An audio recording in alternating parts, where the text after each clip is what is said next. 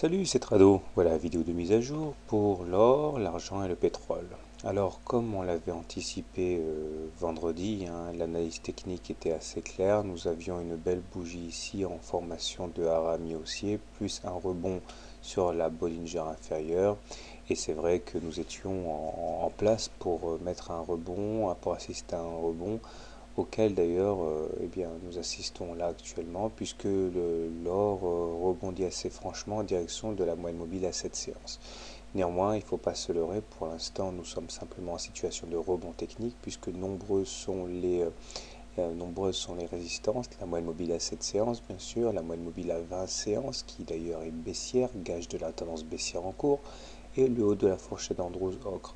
Bref, ce ne sont pas les extraits, les résistances qui manquent, et pour l'instant il est trop tôt pour parler de dynamique haussière, nous sommes simplement en train de consolider la baisse. D'ailleurs, si on utilise les Fibonacci, nous voyons que par rapport au haut de la vague baissière, eh bien, si on prend les plus bas à 1557, nous avons pile poil retracé 38,2%.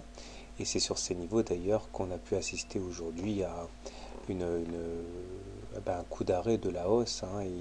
D'ailleurs, tant qu'on n'aura pas clôturé au-dessus des 1586,9, autrement dit 38,2%, eh bien on ne voit pas pourquoi on irait chercher le niveau suivant des 1596. Du côté de l'argent à présent, voilà où nous en sommes.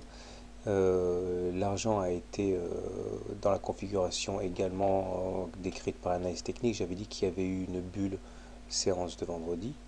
Et bien effectivement, cette bulle a été corrigée aujourd'hui avec une belle bougie de hausse puisque l'argent s'adjuge 2,45%.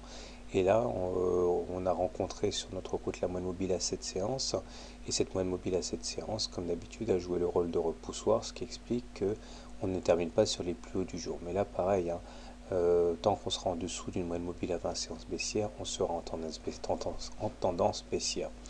Et nous terminons avec le pétrole. Et là, par contre, on ne bénéficie pas du même mouvement porteur à cause du fait que le pétrole est lié à la conjoncture économique. Donc, on a effectivement connu une séance assez décevante, puisque même s'il y a eu des velléités haussières, eh bien, en séance, les forces vendeuses ont repris l'ascendant et nous terminons avec une séance négative.